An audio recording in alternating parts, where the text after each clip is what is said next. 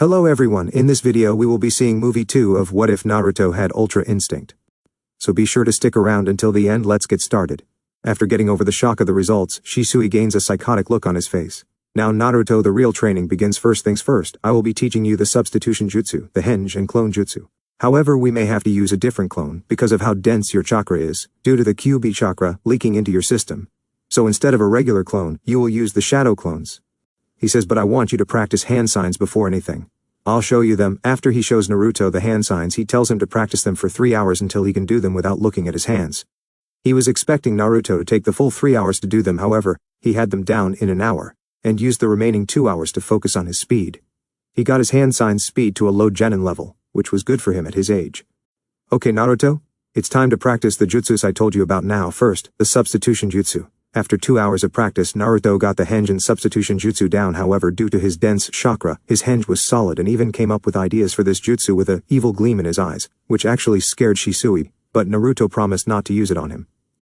Now for the shadow clone jutsu, the difference between these clones and the regular clones are, these ones are solid and can move. However, it takes just one punch to defeat them. The regular clones are basically a form of genjutsu. You can just wave your hand through them and it will disappear. Now let's get started on the shadow clone jutsu. He demonstrated the hand signs to Naruto and told him to practice. He was in for a shock when it took Naruto only 30 minutes to get the jutsu down. Naruto, it's been 5 hours, so go have lunch and meet me back here at 2 o'clock, Shisui says. Naruto hurried over to his favorite ramen stand where he sees Choji and Shikamaru eating. Choji, Shikamaru. How's it going, guys? It's going good, Naruto. I can eat food and take a nap here without my mom yelling and nagging me like does at home, Shikamaru replies while muttering troublesome mothers, getting a laugh from Naruto. Choji, what about you? Anything new? Naruto asks. No, not really. I've just been hanging out with Shikamaru, Choji said. You guys have been hiding from Ino, haven't you? He asks. Choji replies, no, we invited her, but she and her mother are hanging out with Sakura and her mother today. I see. Well, I'm hungry. Hey, Ayame. Hey, old man Tucci. Can I get 5 bowls of miso ramen with extra toppings? He asks. Sure thing, Naruto, coming right up, Tucci replies, as Ayame finishes taking his order. However, Tucci goes to make the food as Ayame is running the register today, so she stays back but goes around the counter to give little brother figure a big hug.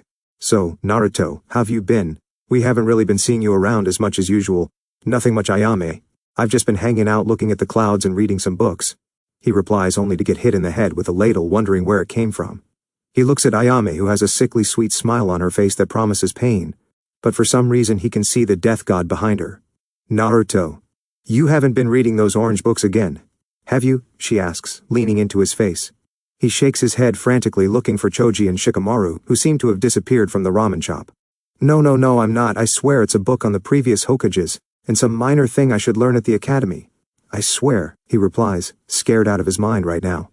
Ayame stares at him for some more time, backing off. Okay, she says like nothing happened. Tochi comes out the back with his ramen, seeing a scared Naruto and a smiling Ayame humming at the cash register counting money. He just shakes his head and doesn't ask any questions, just hands Naruto his ramen. However, Ayame notices something. Naruto, where is your necklace you always have on? I took it off so I don't lose it during training. It's the only thing I have to remind me of Samui-chan, so I just take it off and place it in a storage scroll for safekeeping, he says while eating. They chat some more, until Naruto realizes he only has 15 minutes to get to the training ground. He pays and hugs Ayame goodbye before leaving to head back. On his way he realizes he is being followed, so he takes to the alleys and loses his pursuer but keeps his sensor abilities sharp, and can sense anything within 200 feet of him that is following him. He makes it to the training ground, sees Shisui, standing there waiting for him. Good, now that you're back we have 6 hours left. So I want 30 laps around the training ground, but do not take your weights off. After that we will be sparing taijutsu only. I will be moving at mid-chunin speed to try and advance your sharingan. Now get moving. Naruto says nothing but takes off running, and 1 hour later he is done with his laps and sees Shisui running towards him at mid-chunin speed, so he activated his sharingan and prepares for the fight. He just manages to block the punch.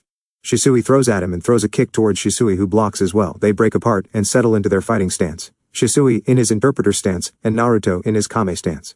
What follows next is just an all-out taijutsu fight that would make a certain green jumpsuit wearing Jonin would want to take Naruto on as a student. Despite Naruto not being used to moving at chunin speeds, his sharingan makes it easier for him to follow every time. Shisui would throw a punch or kick, he would block or dodge while striking at Shisui's opening, but it would be blocked by Shisui.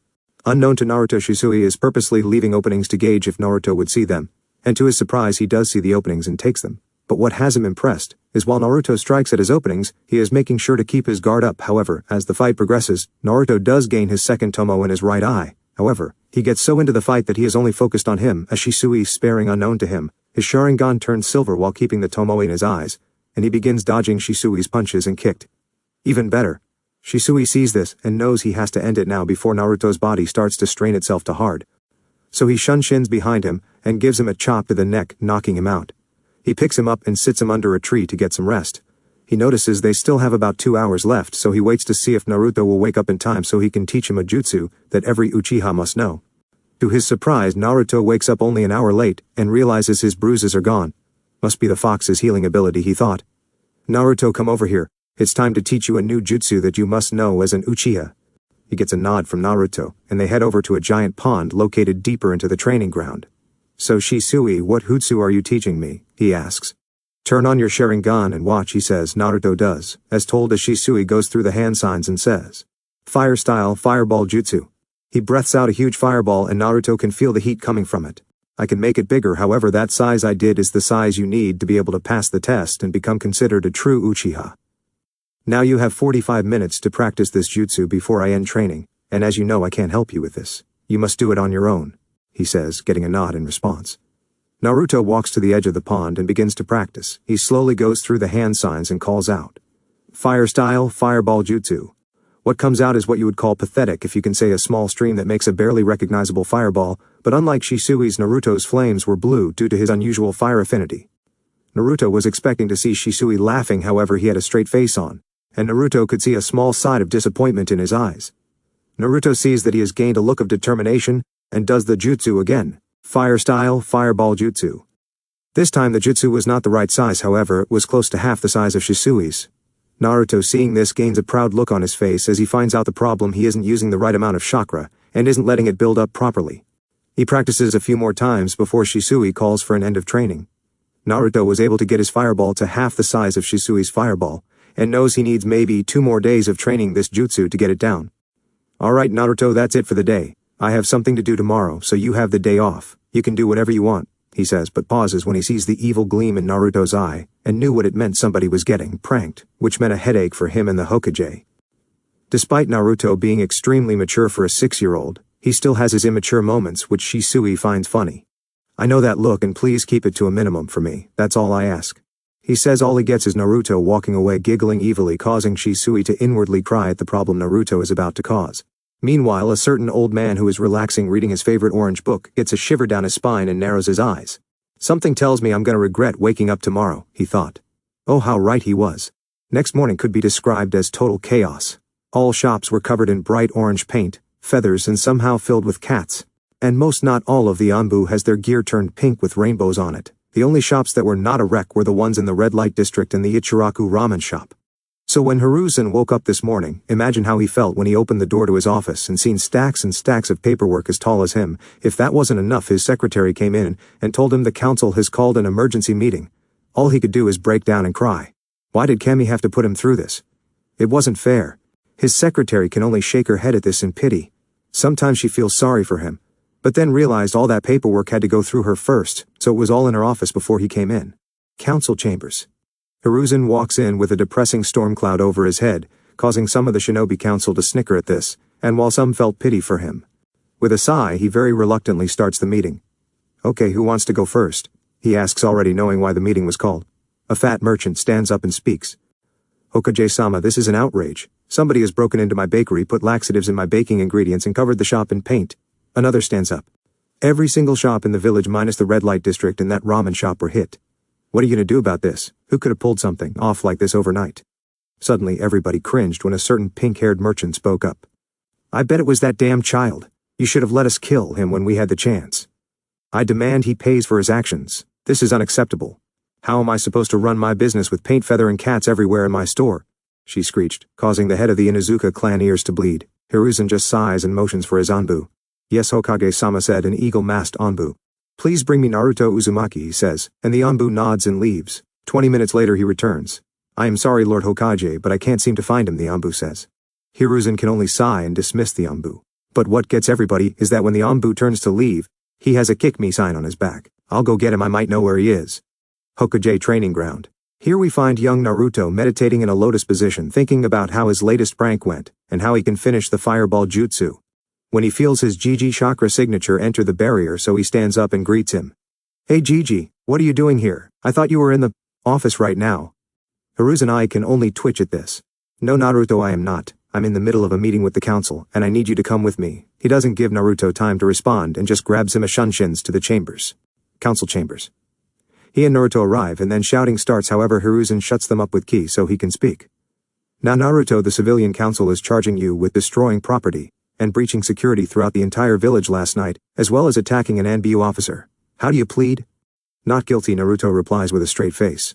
"Liar, we know it was you who did this. Just because you have no parents and nobody to love you doesn't mean you can destroy our stuff, you little shit. I want him dead." The same pink-haired lady screeches again, causing everyone but Naruto to cringe, who wasn't even paying attention. He was too busy thinking about what kind of ramen he would eat later. "Mabuki, please stop yelling. You've already caused the Inuzuka clan head ears to bleed any louder, and you may kill her due to scrambling her brain, and that can get you executed." Now as for Naruto's charges, the death penalty isn't even needed. If anything, he would have to pay a fine for the damages and do community service, since he is a minor, he explains. Now Naruto, how do you respond to this? He gets no reply. He looks at Naruto, who is just staring off into space, and snaps his fingers in his face, getting his attention. Did you say something?" Causing everyone to sweat drop and wonder if he met Kakashi before, while a gray gravity-defying haired shinobi sneezed. "I asked how do you respond to what Mabuki said." Naruto, not hearing what she said, simply says, "Do you have any evidence that it was me?" "Well, does anybody have any evidence or proof that it was him?" Hiruzen asks. "Well, no, but it was him. We know it was said one merchant that refused Naruto service when he entered his shop." Wait. So you mean to tell me that the entire village was pranked overnight?" He gets a nod from Hiruzen. "So you all blame me, a 6-year-old, for doing all this? I mean, seriously, I'm 6. How could I possibly do all this overnight? It doesn't make any sense. I mean, I know you all don't like me, but man, this is low even for you guys," he says with a fake hurt expression. But nobody can tell it was fake. Not even the shinobi and elders could tell. Well, since nobody has any evidence that Naruto did it, the case is dismissed. Hiruzen says, secretly wondering how Naruto did it. "What, Hiruzen, this is an outrage. You know he did it. This boy is nothing but trouble," yelled Koharu. "Hey saggy tits, I didn't know you would be here. How are you doing? What's up, one-eyed pedophile and cool old man?" he says, getting 2 out of the 3 elders to bristle in anger, while the Inuzuka clan head lost it and started howling with laughter. "That is too damn funny," she says while banging the table, getting snickers from the Yamanaka, Nara and Akimichi clan heads, while the Hyuga and Uchiha clan heads have their normal blank faces on. "Can I go now, old man? I'm hungry," Naruto said. He gets a nod from the Hokage and walks out, but if you looked you could see that he had a smug look on his face, knowing he got away with it. Later we find Naruto at the Hokage's training ground practicing his fireball jutsu. It's been 2 hours since his meeting with the council. After a quick stop at Ichiraku's, he only stayed for 30 minutes and ate 13 bowls. He came to train his taijutsu and his ninjutsu. He wanted to perfect the fireball and felt he was close. So here he is after an hour and 15 minutes of trying. Naruto feels like this time he has it. He takes a deep breath and exhales and starts going through the hand signs. Fire style, fireball jutsu. Out comes a huge blue fireball, 3 times the size of the one Shisui showed him. He looked at it and was proud that he mastered it faster than he thought. He was cut off by the sound of hands clapping. He turns around and sees Shisui with a proud smile on his face. "Good job on the fireball, Naruto. You are officially worthy of wearing the Uchiha symbol now. So other than that, I know I said you had the day off. However, now I'll start working on maturing your sharingan," he says. "Shisui, you mentioned maturing the sharingan, but is there a level above the 3 tomo sharingan?" Naruto asks, causing Shisui to freeze. Should I tell him about the Mangekyo? I don't want him to try and gain just for the power and drive him crazy. He looks at Naruto and sees him playing with some foxes that usually hang around the training ground. He smiles at how pure-hearted Naruto is despite everything he has been through. He decides to tell him about the Mangekyo Sharingan. "Naruto, come here." Naruto walks over with the pack of foxes he was playing with, and sits down while they lay down next to him, while the smallest climbs in his lap. "Okay, you asked if there is a level above the 3 tomo Sharingan, and the answer is yes, there is." He activates his Sharingan. But what shocks Naruto next is his 3 tomos spin and morph into a 4-sided shuriken pattern, in both eyes. This is called the Mangekyo Sharingan, the 4th stage of the Sharingan. To unlock these eyes, you must see your best friend or somebody extremely close to you die. The rush of emotions triggering something in the brain causes a surge of chakra to go into your eyes, thus causing the Mangekyo to activate. But these eyes come with a price. The more you use them, the light in your eyes deteriorates, causing the person to go crazy, and eventually they go blind. However, there is a way to avoid blindness. You must replace your eyes with a family member of yours to retain eternal light. However, this information is not known by anyone but me. and I am trusting you to keep this information to yourself. Not even the Hokage knows this. Can you keep this a secret from me?" He deactivated his sharingan, and got a yes in return from Naruto. "Great, we have a little over a year left, and I want you to be at least high genin by the time the academy starts right now. You are above academy level, but not quite genin level. Now let's begin," he says as he activates his 3 Tomo Sharingan, and rushes at Naruto, who activates his 2 Tomo Sharingan and rushes at Shisui. The sound of metal clanging against each other can be heard throughout the Hokage's secret training ground. If you look close you can see Shisui and Naruto fighting with taijutsu, as well as using kunai and shuriken. It's been 3 months since Naruto mastered the fireball jutsu, and so far has only done the nature manipulation for fire and water. However, he doesn't know any water ninjutsu yet. For fire, Shisui taught Naruto the fireball jutsu, fire dragon jutsu and phoenix flower jutsu. Originally, Shisui wanted Naruto to be a mid to high genin when he reached the academy, but at the rate Naruto was growing faster than he thought, at this rate Naruto would be high chunin by the time the academy starts. His taijutsu, due to the constant sparing, is at low mid chunin level with his sharingan, and high genin to low chunin without it. Speaking of his sharingan, the 7-year-old finally matured his sharingan when 3 rogue chunin tried attacking him while he was out in the forest during a morning run before meeting Shisui. He was on his last lap when he sensed them. They came at him from different directions. He had no choice to use his sharingan. He was doing good. However, he just ran 49 laps, so he was tired. Just as he was about to pass out, he was saved by Shisui, who knocked them out before turning them in. However, the biggest leap for Naruto was his Fuinjutsu. He went from level 4 up to level 7. He could now create barriers, blood seals, and chakra suppression seals. He hasn't talked to the Kyuubi, however he understood why the fox didn't want to talk. It was waiting for Naruto to become worthy enough to know his name. However, what Naruto didn't know, he was closer than he thought. His genjutsu would never work without his sharingan, due to how dense the Kyuubi chakra made it. However, he could detect and break up to high B rank genjutsu, and high A rank with his sharingan. He was broken out of his thoughts when Shisui landed a punch to his gut, knocking the wind out of him. "Good spar, Naruto.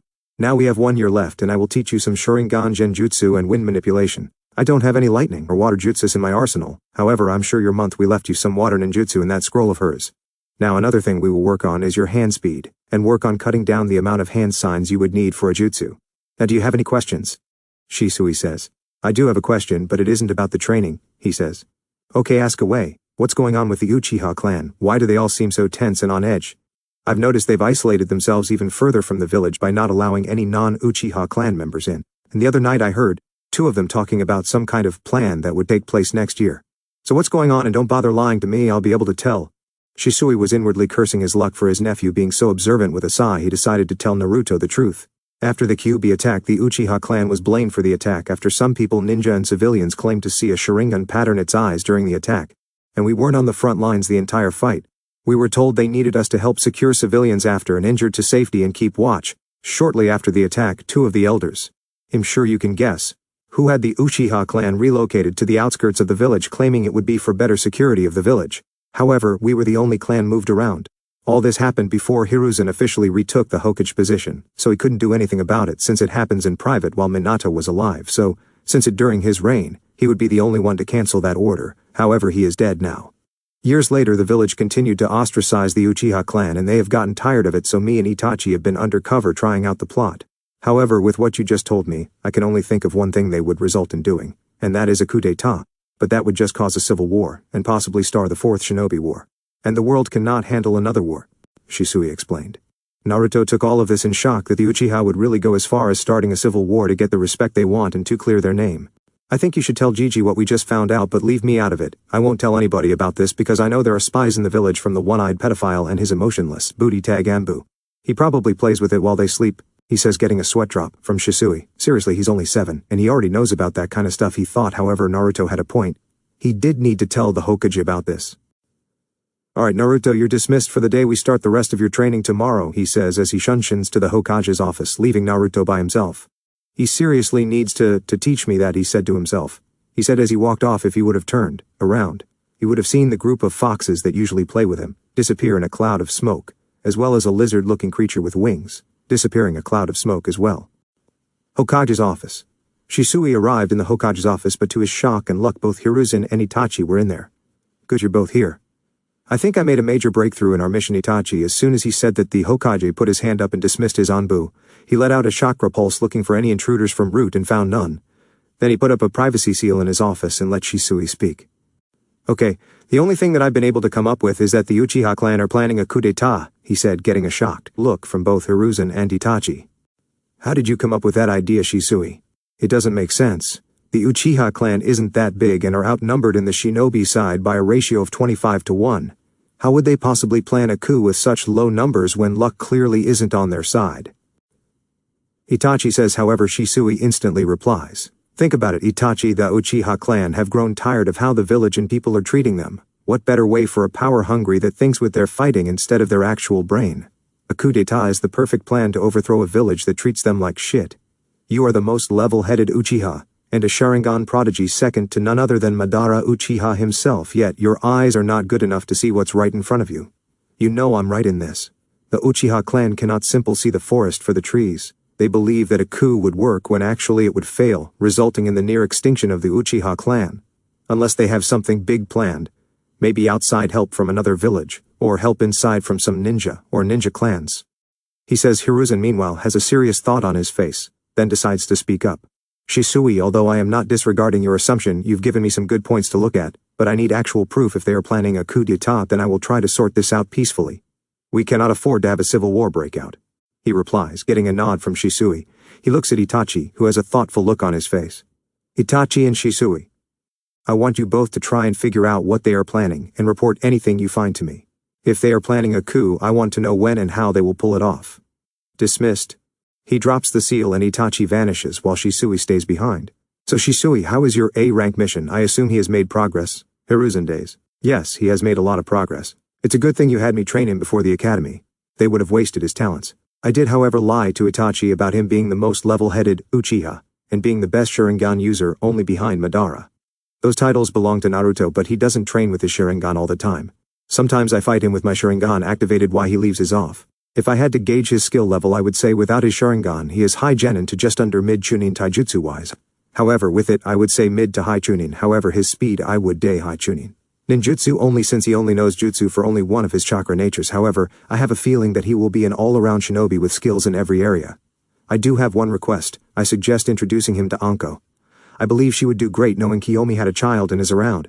You know how much Kiyomi helped her after she returned to the village, and how much of a mother figure she was to her. I believe I can bring her to the Hokage private training ground, and have them spar. I'm sure his stance will make her realize who his mother is. I think they would do well for each other. I can key in her chakra signature to give her a place where she can train besides the Forest of Death, since nobody can spy on her. Also, I believe in a few years, Naruto will be able to remove her curse mark. The Hokage is shocked by this. What makes you think he will be able to remove it even when Jiraiya can't and he is a seal master, he asks. Well, according to Naruto, Jiraiya must be a seal master at suppressing things and creating barriers. However, Naruto says that if Jiraiya wasn't specifically studying Juinjutsu and how to remove them, then he will never be able to remove it. Which makes me wonder what he was doing while he was supposedly checking her seal to see if he could remove it. Anyway, can I bring her to meet Naruto tomorrow? Hiruzen thinks but finally agrees to this, however tells Shisui to tell her what she discovers tomorrow is a S-ranked secret. Shisui nods and vanishes to the dango stand, where he sees Anko sitting with Kurenai, another purple-haired kunoichi named Yugao, and another one with black hair and red marks on her face. This was Hana Inuzuka, the current heir to the Inuzuka clan. Hello ladies. He greets them, Kurenai Yugao, and Hana gives him a regular greeting. Anko on the other hand. Hey Shisu-chan, what's up? Are you still looking for that date from me? Sorry, but I'm currently looking at somebody else to break my barriers down and ravish me like a wild stallion, she says, getting a shake of the head from Shisui and a blush from Kurenai Yugao and Hana. No, I'm not here for that. I'm here to tell you I need you to meet me at the Hokage's training ground tomorrow, he says. Shisui, I told you I'm not interested, she says with anger in her voice, thinking he is just looking for a quickie with the snake whore. Anko, he says, seriously shocking her since he never speaks to her like that. Meet me at the Hokage training ground tomorrow morning at 8 a.m. Please, he says. She nods her head and he vanishes. What do you think he wants, Anko? Asks Yugao. Yay, from as long as we knew him he was never serious with you like that, says Kurenai. I think you should go and not treat this like the dates you say you'll go on and stand them up, says Hana. I was going regardless, and those men only wanted one thing from me, to get in the snake whore pants. I don't want that. I want a man that wants to actually get to know me. Have a future with me, raise a family. I may dress like this, but it's to get a certain man's attention. If he gives me a chance and we work out, I will stop wearing such revealing clothing, you know. No more mini skirts that show off my panties, or see-through shirts with only a little padding that covers just my nipples, you know. She says. Her friends nod at this, They know Anko only dresses like that for attention, but what only they know, she is as pure as the day she was born, never even kissed a guy. She has problems trusting men after Orochimaru betrayed her. However, she has her eyes a certain shinobi with a scar across his nose, but she rarely sees him in the village. What she doesn't know is that her crush is in the Anbu due to her going missing, so he doesn't even know she's back in the village. I'm gonna get going, guys. Apparently I have to be up early tomorrow even though it was supposed to be my day off. They all hug her and she leaves to go home for the night. Next morning Naruto arrives at the training ground at 5:30 a.m. to get so light early training in. He begins with some stretches, push-up, sit-ups and finally some laps around the training ground, 30 with his weights on and 30 with his weights off. After that it was 7 a.m. so he decided to start making a resistance seal for his body that would make it harder to move around. He wanted to use gravity seals. However, he was stopped by a note that says it would stunt the growth of somebody if they were not finished growing, so he figured he would just use it to weigh his opponents down. After creating the seal and applying it to a shadow clone, however, he got the memories from the clone about how the resistance seal felt like he would have to ask Shisui about that later. So he creates another clone and has him draw the seal on his body. And it feels like he has a 30-pound bodysuit on. He looks the clock he brings with him, and it shows 7:15 a.m. So for the next 45 minutes he is jogging around the training ground, until he senses Shisui enter the barrier. However, he has the same purple-haired lady with the trench coat he sees walking around. "Okay Naruto, this is Anko. I brought her here to meet you and spar with her," Shisui says, while Anko gets pissed. "You brought me here to spar with some gaki. Are you fucking serious, Shisui? I don't have time for this. It's my day off." She turns to leave but feels somebody grab her shoulder. It's Shisui. "Anko, just do it, please. You'll understand why I brought you here," he says softly to her. She sighs and nods. "Alright Gaki, let's just get this over with," she says, getting into her taijutsu stance, while Naruto drops into his kame stance, causing Anko to freeze and tears build up. "How do you know that stance?" She whispers. "How?" she yells. Before Naruto responds, Shisui beats him to it. He knows because it belongs to his mother Anko, he says, causing her to break down. "I'll leave you two alone. I'll let you two spend the day together. Naruto, you have the day off today. Spend it with Anko. You'll understand why," Shisui says and leaves them alone. Naruto walks to her and sits down and she stops crying but still has sniffles. "You knew my mother." He gets a nod from her. "What was she like?" "She was the nicest person I knew and took me in after a tragic incident happened. I was what you would call a prodigy during my years in the academy, so of course I caught the eye of a lot of people willing to train me. However, the one that wanted me the most was Orochimaru.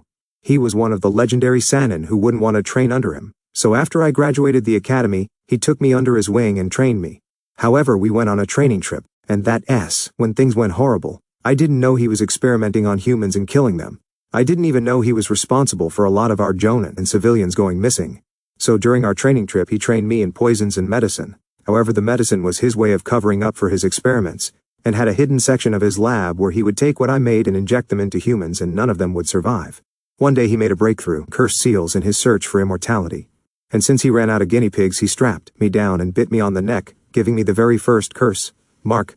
She pulls down her trench coat and the left side of her shirt, showing him the curse seal on her shoulder. I was branded and left alone to die. However, he came back a week later, and I was still alive. He was surprised by that, but was mad I wouldn't use the curse mark. So he changed it up and all it does is cause me pain. I was rescued by a squad of Anbu, who were returning from a mission, and brought me to the Hokage, who had to have me taken to TNI department get everything he did out of me, but to their surprise, my memories of all the experiments he did were wiped out by one of the Anbu, who was a spy for Orochimaru, and part of the Yamanaka clan. However, didn't cover his steps, and was executed. However, the village found out about me and treated me like shit ever since. Because of the curse make, I became known as the Snake Whore. And I was ready to kill myself because all of the friends I had betrayed me, and treated me like the rest of the village. That's when I met your mother, who took me in and placed me on her genin team with Kurenai and Yugao. She became like a mother to us, but me and her were the closest. And she tried to adopt me at one point, but the Uchiha clan head at the time found out, and forbid it to spite your mother for not wanting to marry his son. He also banished marriage and relationships outside of the clan, because she showed no interest in marrying somebody from the clan.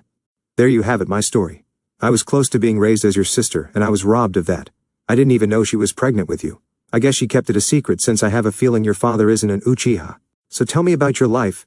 He sighs and tells her everything from his life in the orphanage, the beatings they gave him, his first friend with the 2 buns in her hair, and his best friend Samui, meeting the Ichirakas, and then about the beating from the villagers and meeting Shisui, and some of his training. Anko, I know we don't know each other, but I wouldn't mind having you as my friend or sister. He gives her a hug as she starts crying again, saying thank you over and over again. After she gets done crying, she speaks. Naruto, with your training I can teach you a jutsu your mother taught me, but first, have you learned all the steps to fire manipulation and learn the fire dragon jutsu yet? He nods. Great, now watch me. She goes through 20 hand signs and calls out, Fire style, dragon rain jutsu. What happens next leaves Naruto in shock and awe. She breathes out a huge flame in the air, but it doesn't go away. It stays there. Then large dragons made of begin to fall out onto the ground and explode on contact. Wow, Anko ni. That was so cool, I need to learn that. As well as the other jutsus she left behind, he says with stars in his eyes. Her heart flutters at him calling her that, but she smiles fondly at him and gives him a hug and kiss on the cheek.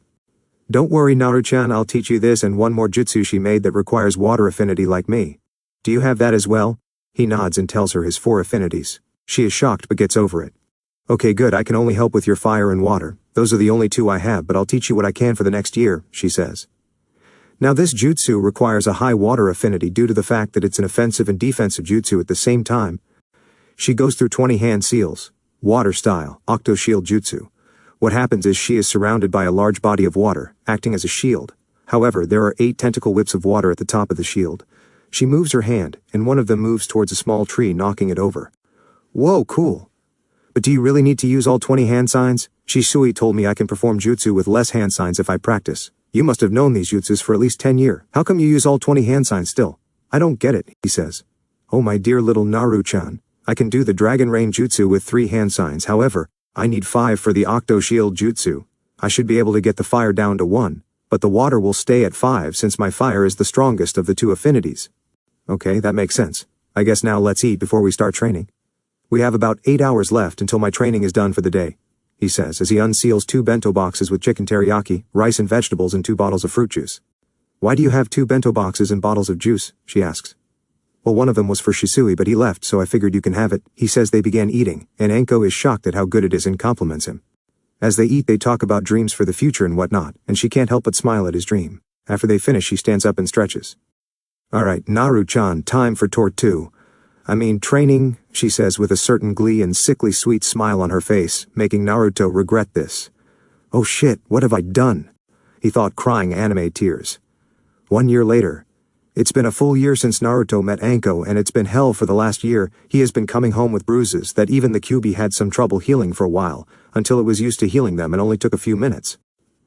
Anko trained him in dodging, poison and some water ninjutsu outside of the jutsu his mother created. She taught him water dragon jutsu, water wall, water prison and water clone. However, them hanging out also got Anko kicked out of the Dengo shop. The result was a prank done by Anko and Naruto so bad that the shop still isn't open again yet.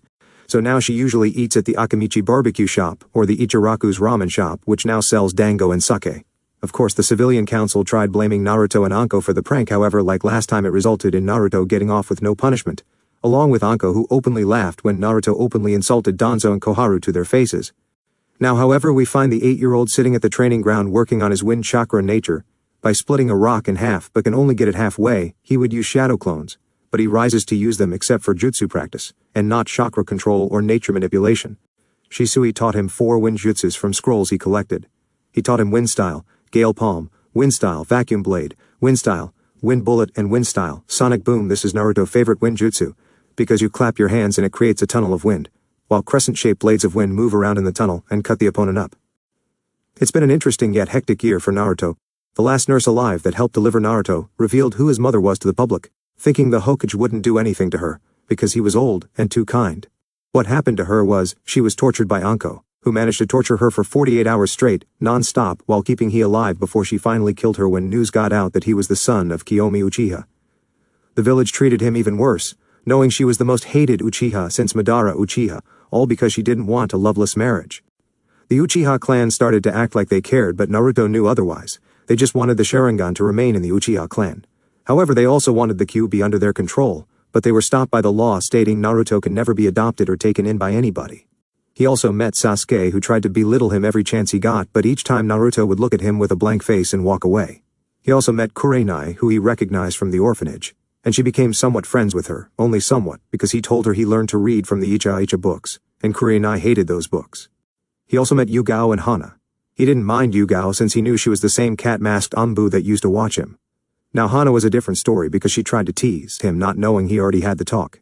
After she got done teasing him, He told her if he was a few years older he would put a ball gag in her mouth, cuff her hands and fuck her doggy style while pulling her hair and slapping her ass and destroy her insides until she couldn't feel her legs anymore, like the dirty little bitch in heat that she was. The result was Hannah being put in the hospital via a severe nosebleed causing blood loss. After that she never teased him again. She did say she was willing to let him do it, but he said he was saving himself for the love of his life but wouldn't say who. Only Anko knew who he was talking about. After getting rid of those thoughts, Naruto got up and made his way home since he would be starting the academy tomorrow, and Anko said she would walk him. Next morning Naruto wakes up and gets ready for his first day at the academy. Naruto knows he is well above academy standards. He was taught a lot by Anko and Shisui. Shisui and Anko said, without his sharingan overall, he can take on most high chunin, and with the sharingan he was able to take on a mid-jonin opponent. His ninjutsu they put him at low jonin. His genjutsu was non-existent without the sharingan, however due to some training with kurinai, he can break out of a ranked genjutsu now. His taijutsu was high chunin level, and his fuinjutsu, he was a level 9 seal master, and was currently working on level 10, but he was learning very slowly because this level would cover juinjutsu as well, and how to create seals with your own chakra, and marking people with seals by just touching them. He wondered how Jiraiya was a seal master if he couldn't do any of these. He was interrupted by a smoke bomb coming through his window exploding, showing a banner stuck to his ceiling with the great sexy and single Anko Mitarashi has arrived with a chibi Anko in the corner, holding up a peace sign. He could only shake his head at this, but he knows he wouldn't trade Anko for anything in the world. Are you ready? Naruto-chan, the academy entrance ceremony starts in 5 minutes. She says. He looks at the clock in shock and it does start in 5 minutes, so he puts his shoes on, and they leave via Shunshin. Anko via a leaf, Shunshin, and Naruto just disappears. It helps when you have Shisui the teleported teach you the Shunshin jutsu. However, Naruto's working on adding elemental nature to his to give it more flash. They arrive just in time for the speech to begin. They see the Hokage who starts talking, but Naruto tunes him out and looks around. He notices he is in a class filled with clan heirs and a lot of civilians. 1500 Ryo says none of the civilians bothered to even train, he thought to himself. He was broken out of his thoughts when the sound of a bell rang, not knowing what was going on. He looked at Anko, who sighs, knowing he wasn't paying attention. You are in room 103. You are, with all the clan heirs and some civilians in the room you will be in for the next 4 years. So get used to it, she said, and kneeled down to give him a hug, much to the shock of everybody around, and whispered about how the demon brat and snake whore began, in which she stands up and yells, "Do you have a fucking problem, huh? You got some shit to say?" Nobody spoke up, everybody was quiet and kids were crying. Hiruzen, seeing this, can only sigh at this. That's what I thought. Now have a good day, Naru-chan. She leans and kisses him on the head and leaves, not seeing the look on a certain scar-faced Chunin. Inside the classroom the teacher is doing roll call and gets to his name and says it with venom. Naruto Uchiha. Yes, that's another thing, he had to change his last name to Uchiha, much to his displeasure. Uzumaki sounded much better. He gives a 2-finger lazy salute. Yo. The teacher marks him down and begins the lessons for the day, but not before kicking Naruto out of class for some dumbass reason. He didn't really care though, so he just left with no arguments. A few months later, Naruto was sneaking around the Uchiha clan compound, and found out when and how the Uchiha clan are going to attack. He goes to Shisui's training field, and finds him standing there. Shisui, I just found out how the Uchiha clan are going to pull off the coup, and when they are doing it, he says frantically. Yeah, I know as well. Itachi just told me 5 minutes ago. He says with a sigh, I have an idea on how to stop the coup from happening. He activates his sharingan and then his Mangekyo appears. I have gained a genjutsu called Kotomatsukami that allows me to send suggestions into someone's brain and make them act out those suggestions without them even knowing. However, I only have one shot at this, because with my eyes only being a Mangekyo and not having eternal light, I can only use it once. I want to run this by the Hokage, since it seems his peaceful talks will no longer work, he says, deactivating his sharingan. That sounds like a good plan, Shisui. I don't think he would have a problem with it. It's to protect the village and ultimately the world from another war, Naruto says. Him and Shisui talk some more before Naruto goes home, and Shisui does the same. However, the next day, we find Naruto in class looking at the clock. He has 1 hour left before he can leave. After an hour, the bell rings. Naruto goes home and practices his funjutsu some more. When he senses Shisui's chakra fluctuate, he arrives to see Shisui being attacked by 10 blank mask Anbu with his Sharingan activated, and is surrounded by a green ethereal warrior fighting of the Anbu, but Naruto senses he is low on chakra, and has a hole in his chest, and is coughing out blood. So Naruto activates his Sharingan, and rushes into battle. However, Naruto notices that these Anbu are only low Jonin level ninja, in terms of skill. So he jumps down and creates an shadow clone, and goes through 2 hand signs while the clone is seen holding a sign Naruto. And the clone calls out. Wind style, Sonic Boom Jutsu. Fire style, Fire Dragon Jutsu. Collaboration style, Dragon Cyclone Jutsu. The wind tunnel and crescent wind blades combined with the fierce blue fire of the clone's fire dragon, created a larger dragon, that ate up 4 Anbu, who were not expecting this, and burned them alive while cutting them up. Seeing the other 6 Anbu distracted momentarily, Shisui uses his Susanoo to kill them. However, one escaped before he could get hit, but was intercepted by Naruto, who caught him in a sharingan genjutsu paralyzing him, and before Naruto could do anything the Anbu but down on a pill, and began to foam out the mouth falling to the ground dead. Damn it, he swore until he seen Shisui barely standing up, and Shisui tells him follow him to a cliff and tells Naruto to stay hidden in the trees and do not come out. Naruto does as told, and few seconds later Itachi arrives concerned for his friend, and Shisui explains everything to him planning on using his Mangekyou Sharingan Genjutsu to stop the coup, and telling the Hokage, and him approving of the plan to Danzo trying to steal his eyes with 25 root Anbu backing him up, but failing he didn't mention Naruto at all, after all that is done. Shisui summons a raven that produces a scroll, and Shisui creates a clone, and has it remove his eyes and put them in a container with liquid in them before handing it to the raven, who disappears in a puff of smoke, already knowing what to do. Shisui steps back to the edge of the cliff, and tells Itachi he is sorry. He failed in his mission to stop the coup, and entrusts him to stop the coup. Now by now Itachi has his eyes closed, and Shisui looks in Naruto's direction, and gives him one last smile before falling off the cliff ending his life.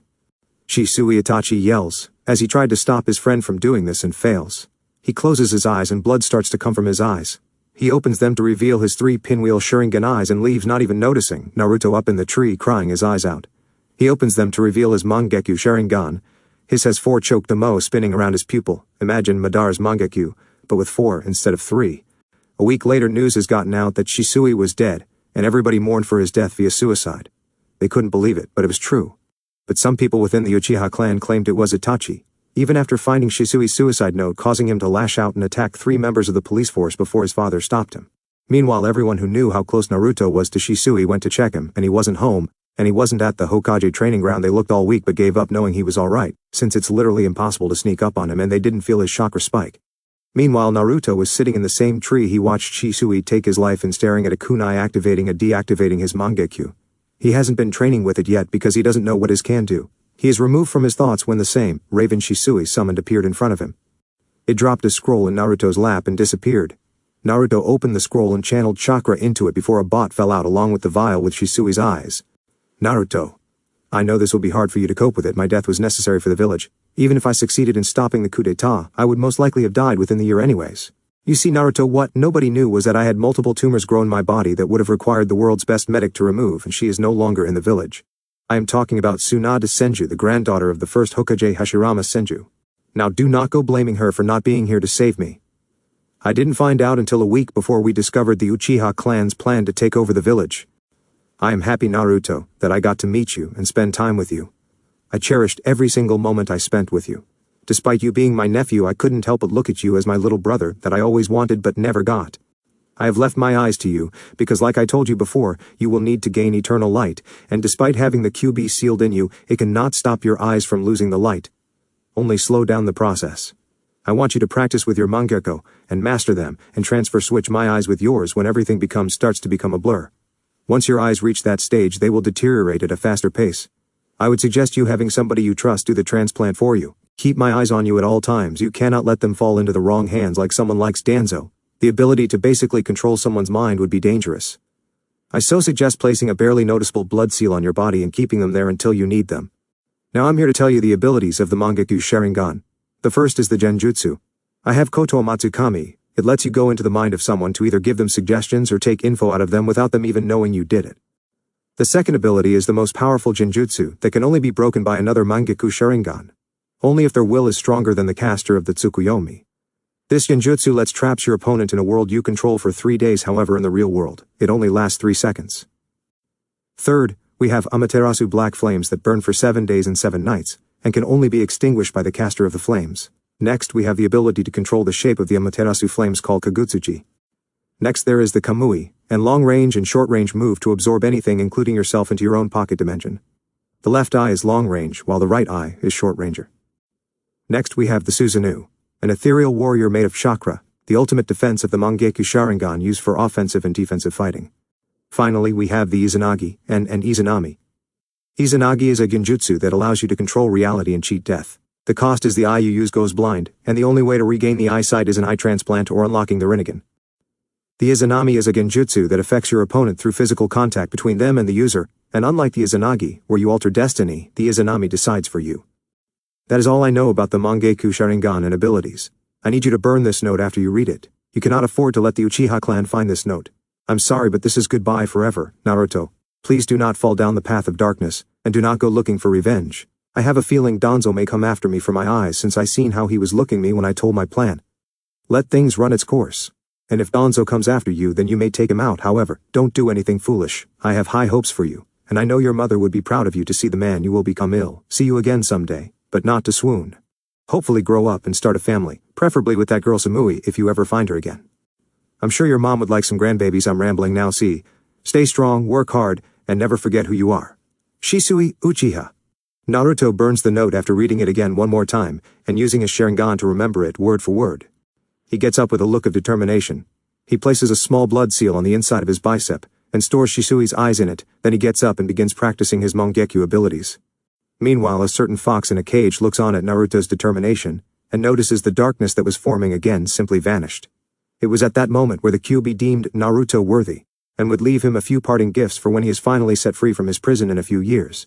After a few hours of practicing his Mangekyou, he found out he can use Kamui, Amaterasu, and Tsukuyomi, which means he will be able to use Kagutsuchi in the Susanoo, but isn't pushing it. He needs to master what he has now, and with that he returns to the village and enters his apartment to see Anko sleeping on the couch, peacefully. He grabs a blanket and places it over her, causing her to wake up, and when she notices him give him a hug and asks if he's okay, and he tells her about the letter Shisui wrote for him, excluding the part about Danzo and the Uchiha coup d'etat. He did however scare her. She found out he will go blind, but she was relieved when it was a way around it, so she was determined to learn medical ninjutsu to help him out.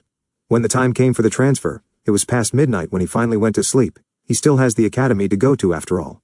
He wakes up the next day feeling like a huge weight was lifted off his shoulders. He decided to walk to school for one, and can already feel the hateful stares he is getting but ignores them. He also senses the Anbu following him. One is Cat, aka Yugao, another is Boat who is leaking hated at him. However, he also feels one more hanging far back that is emotionless and knows that one belongs to Root. So Danzo already is trying to get me. Sorry, you pedophile, I don't roll that way, he thought as he turned down an alley and shunshuns to the school, losing both regular and Root Anbu that was following him. He arrives at the classroom just as the teacher says his name. Naruto Uchiha is absent yet again. He goes to put another red mark, but Naruto stops him. I'm right here, sensei, he says, causing everyone to look at the door. Yo, he says. However, everybody starts calling him names, which he doesn't listen to because he is busy thinking about Samui. Again, she should be here with me right now. He thought, unaware that she was thinking the same thing in Kumo. Since she moved there, she has adopted a serious stoic look on her face and doesn't speak much. She is a second in her class only because the number one girl was the Two Tails, Jinchuriki, who had previous training already.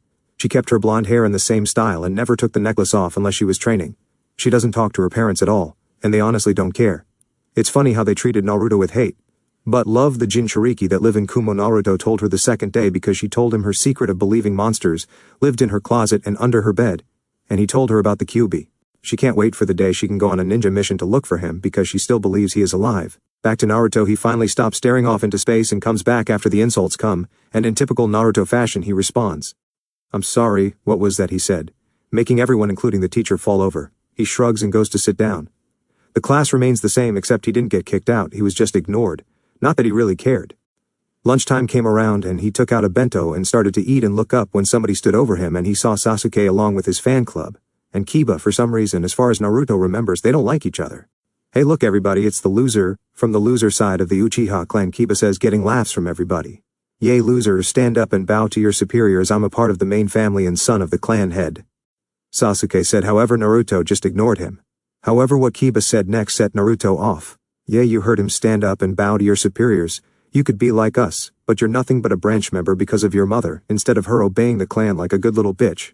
Like she should have. She decided to go out and whore around with random men and just had to have you. I bet if she was alive she would lay down and spread her legs for me as well.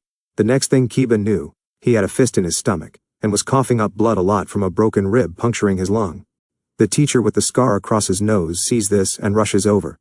Naruto, what the hell is your problem? Go home, you're suspended for a week. You aren't supposed to. He stopped talking when he saw the cold look in Naruto's eyes. Shut up, Naruto said before walking off. The teacher picked Kiba up and took him to the hospital to be treated. Later that day Naruto is in the Hokage's office with Kiba the scarred teacher, and they were waiting for his mother to arrive.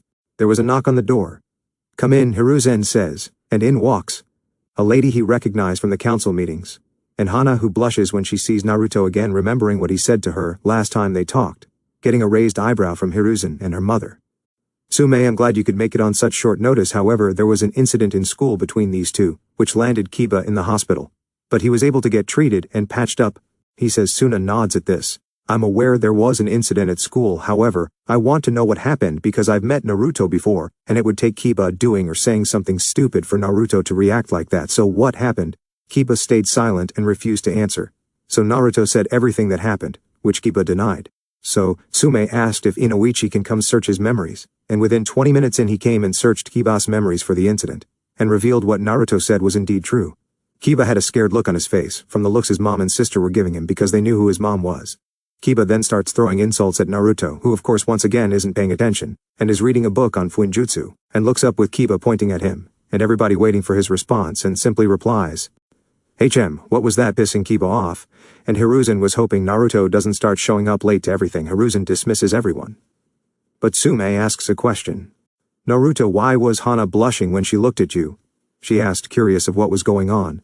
So Naruto whispered in her ear what he told Hana and said loud enough. "With my stamina I can make that happen too." What happens next is Sume gets a nosebleed but manages to stay conscious. However, she gets weak in the knees, and Hana passes out from blood loss again from another nosebleed. Hiruzen is silently cursing his luck for not knowing what was said, as it could be used in the next Ika-Icha book.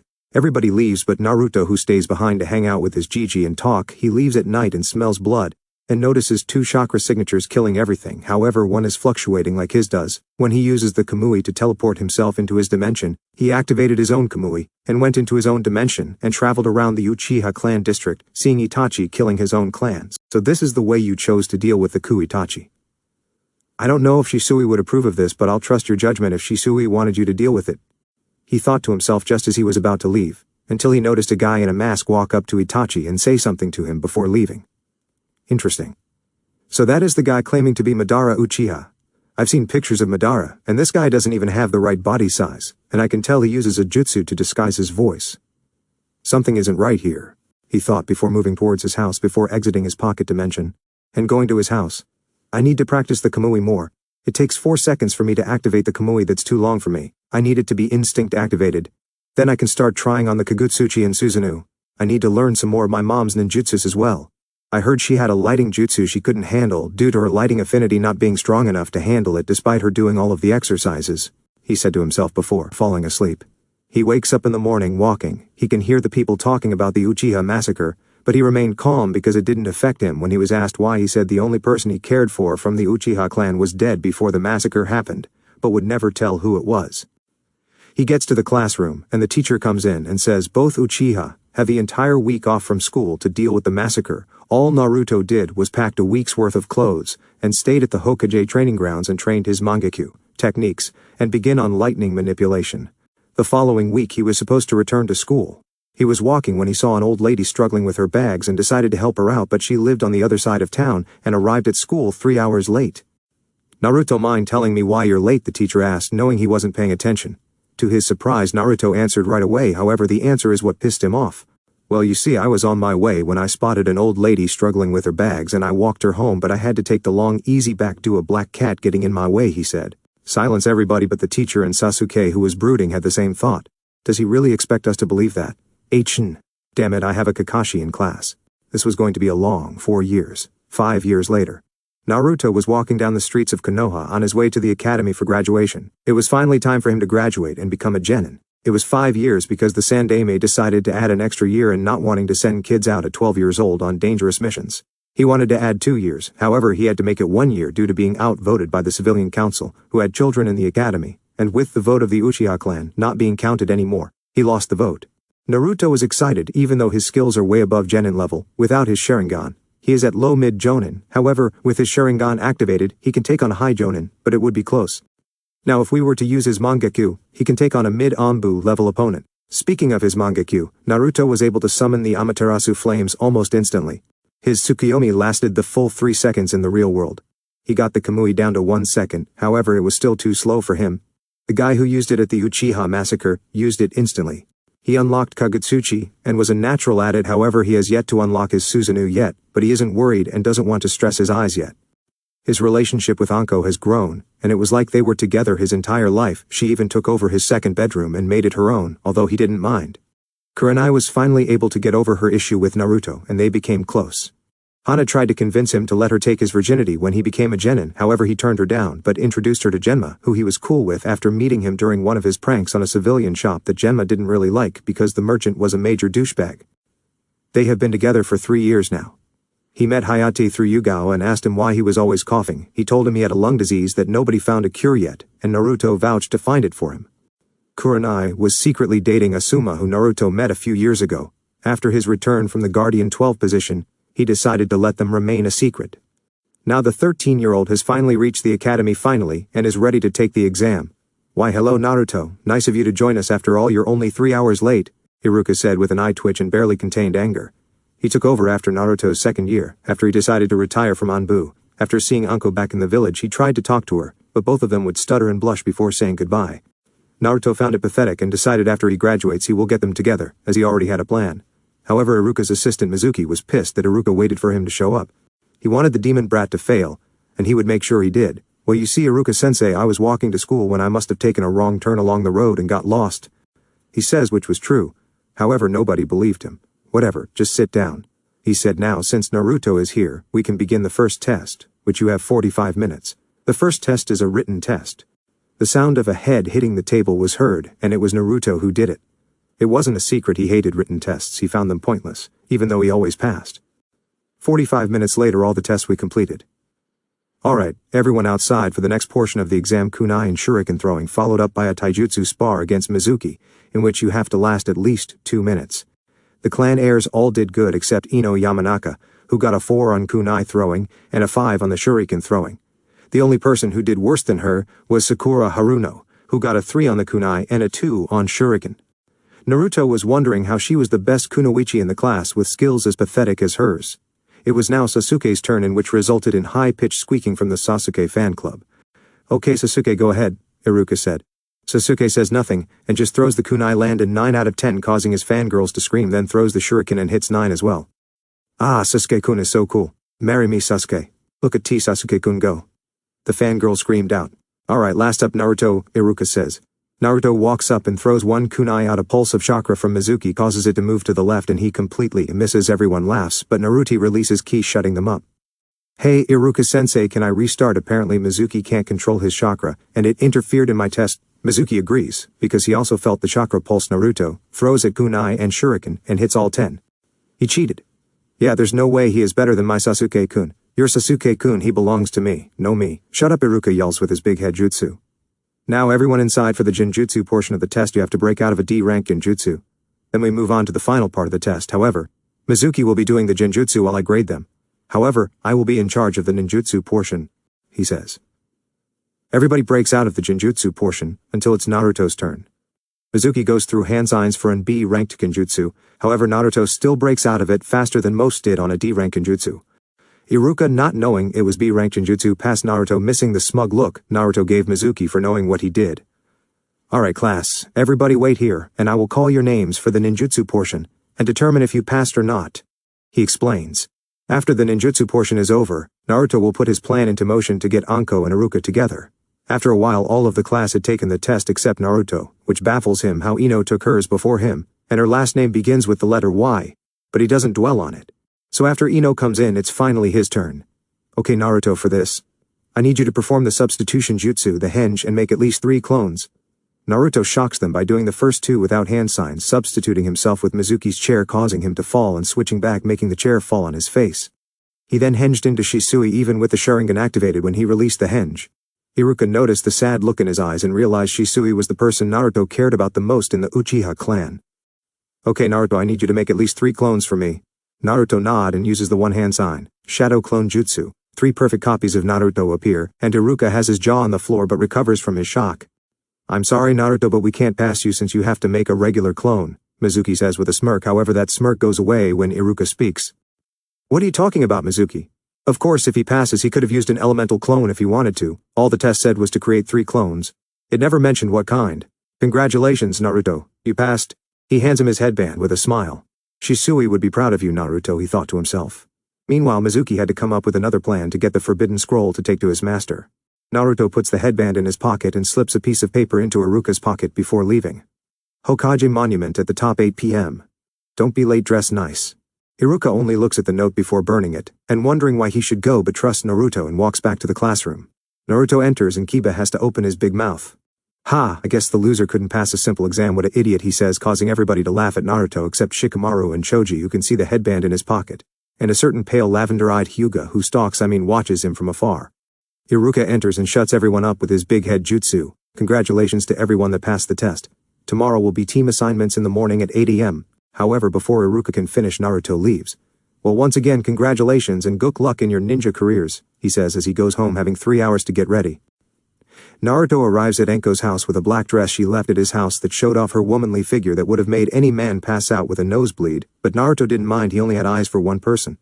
The dress went down to her knees and had a slit going down from the middle of her left thigh to her knee, showing off her leg, not in a slutty way but enough to tease the man she wore it for. Naruto remembers taking the dress off and taking care of it while staring at it with a sad smile, thinking she would never get to wear it. However, today was the day she would get her chance. Naruto hung the dress on the front of her bedroom door with the same note and vanished when he felt her chakra signature closing in on her apartment. She walked in, saw the note and wondered what he was up to but decided to go anyway. At 8 p.m. Iruka arrived in a black suit with a red shirt that had left the top button unbuttoned. He finished with it off with red dress shoes that looked really expensive. As he was waiting, Anko arrived in her black dress with some black 6-inch heels that complemented the dress, and she has on purple lipstick and eyeshadow. She saw Iruka there and blushed at how handsome he looked since he had his hair down. And Iruka had his jaw hanging open, he couldn't believe how beautiful she looked. She had Kurenai come over and do her hair for her. She has her hair down which reached her mid-back, which was straight, but at the end was curled up due to a curling iron. Hey Iruka, what are you doing here? She asks, looking away shyly with a blush on her face. Hey Anko, I was told to come here at 8, and it seems you got the same note. You look very beautiful, I mean, that's a nice dress. He responds. Thanks, you don't look too bad yourself, she replies. Damn it, Anko, get it together, you don't stutter, you're better than this, she thought to herself. They stood there in awkward silence between the two of them, until somebody, clearing their throat, made them turn around. It was Naruto with his usual spiky black hair slicked back, thanks to 15 jars of hair grease, and has on a waiter's outfit with a white towel on his left arm, standing next to a table with candles and some sake and wine glasses. Good evening, Umino-san, Mitarashi-san. Welcome to the Hokage Monument private restaurant. My name is Naruto, and I will be your server this evening. If you follow me to the table, I will go and grab your meals while you enjoy the sunset. He says. They both walk over to the table, and Iruka pulls the chair out for Anko, while Naruto pours them some sake. He leaves to get the food prepared for them. Wow, the sunset is so beautiful from up here, she says, gazing out at the view before her, unaware of Iruka staring at her with a loving smile. Not as beautiful as you, Anko, he says, making her blush and look away. However, he reaches over and grabs her hands, making her look at him. Anko, I have to be honest. You are the most beautiful girl I've ever met, and I have been wanting to tell you that since the academy, but I was too shy to say anything. When you went away with Orochimaru, I was happy, but sad at the same time. Happy because you were living your dream of training to become one of the best kunoichi, but I'm sad because I didn't know when I would see you again. When I heard Orochimaru was a criminal wanted for human experiments, and killing multiple of our shinobi during the process, I begged Hokage-sama to go after you, but he couldn't let me go. So we made a deal that if I passed the Chunin exams in 6 months, and impressed the judges, he would promote me, and personally place me in Ambu to look for you. I looked for you every mission I went on, and had to give up 5 years ago because I couldn't find you. I retired from the NBU and became an instructor at the academy. I was gonna walk away after the speech, but then I saw you standing with Naruto, and I felt relieved that you were alive, and every time we talked I would want to tell you how I felt, but the nerves just got in my way. I guess what I'm trying to say is I love you, Uncle Mitarashi, more than you can imagine. He finishes and looks at her. She has tears in her eyes and he reaches over to wipe them away. Why now? Why tell me this now? I fought when I returned. You hated me like everyone else. You were one of my best friends. I thought you betrayed me like the rest did, avoided me, and talk shit about me being the snake whore that nobody wants, just to use me for a quick fuck and move on. I haven't been with anybody because that's not how I am, and it was hurting me that you weren't around, you weren't there for me.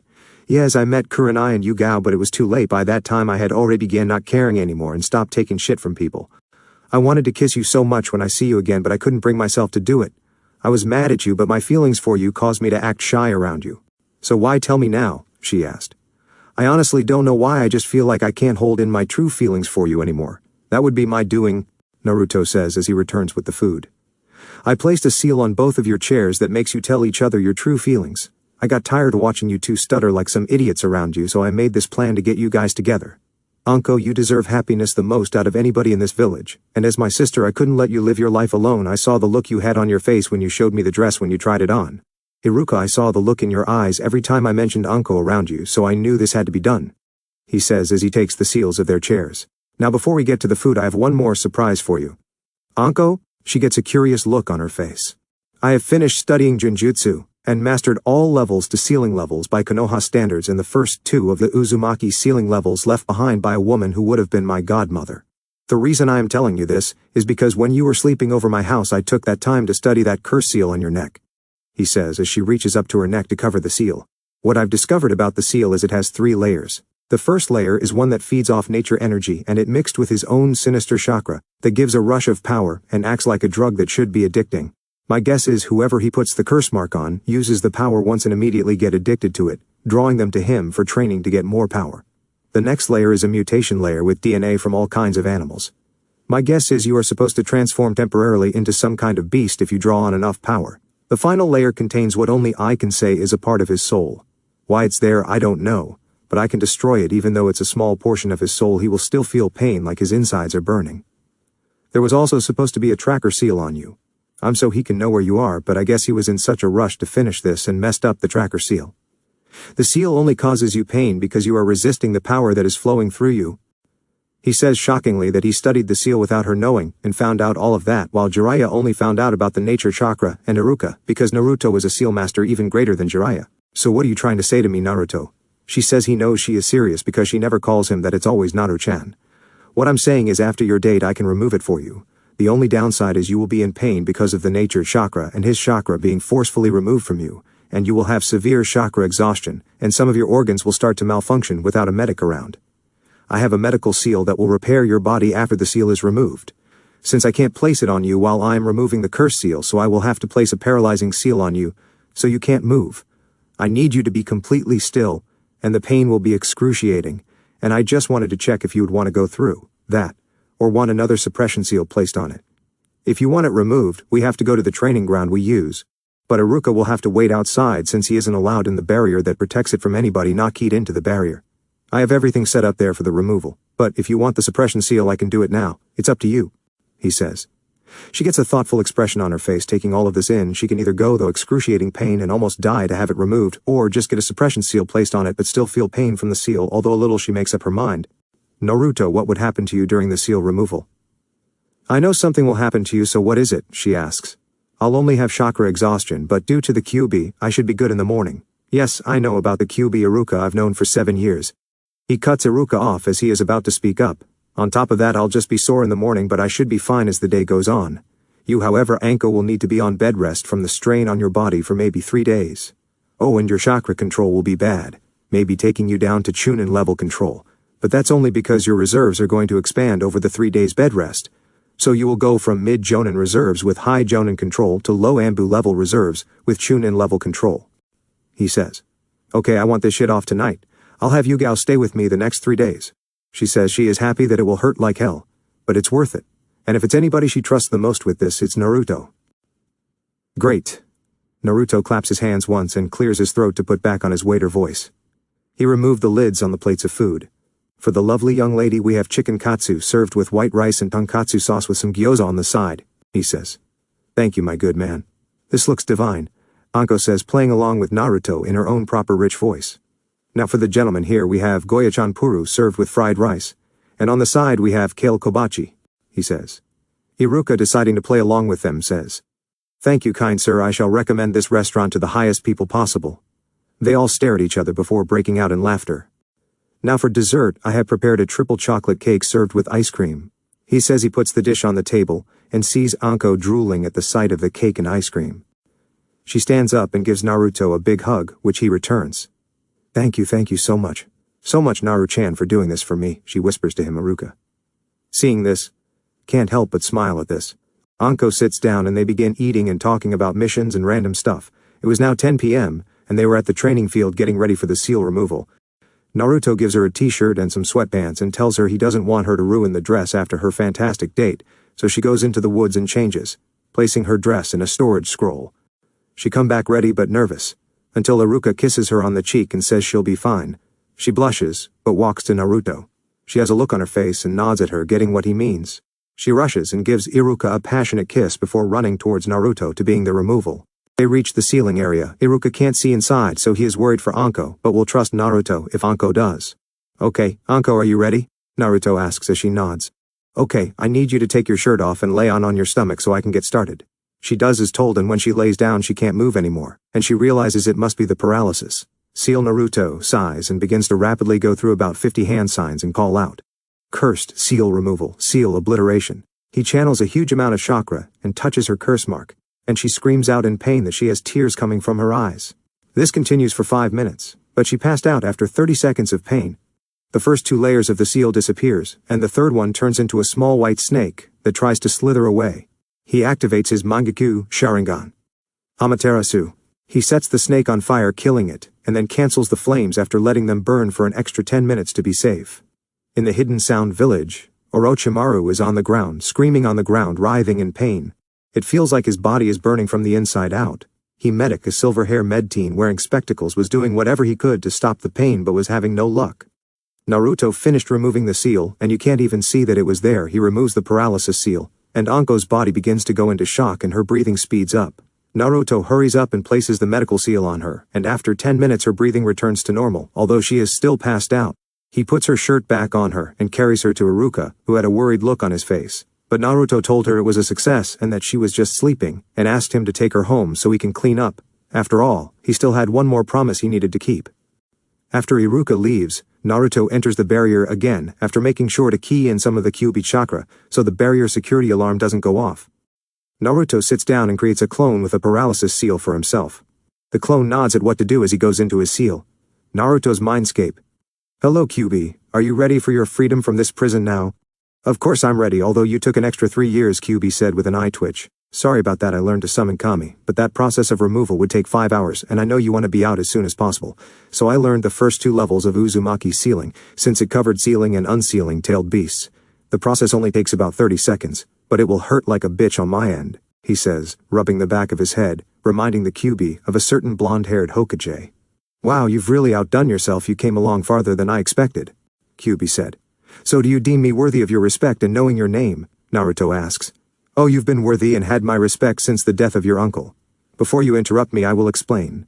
Now the day he died and you awaken your Mangekyou Sharingan, a darkness formed inside of you that always comes with the awakening of the Mangekyou.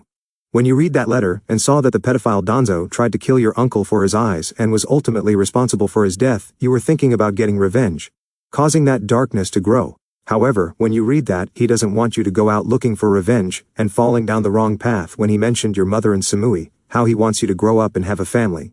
You started to think about that Ichiraku family, as well as Anko, and the old monkey. You made your resolve right then and there, and the darkness that was forming in you completely disappeared. From then on I had given you my respect and deemed you worthy of knowing my name and something else, however, that will have to wait until I am free, the Kyuubi says. Well, alright, let's get this party started then. I'll see you on the outside, my friend, he says and disappears from his mindscape. Once outside, Naruto begins going through 100 hand seals at the speed of a mid-level Anbu. Uzumaki sealing, tailed beast removal. He then laid down on his back and had the clone place the paralysis seal in him before dispersing itself. 5 seconds later, all Naruto could feel was pain from the Kyuubi being freed from the seal.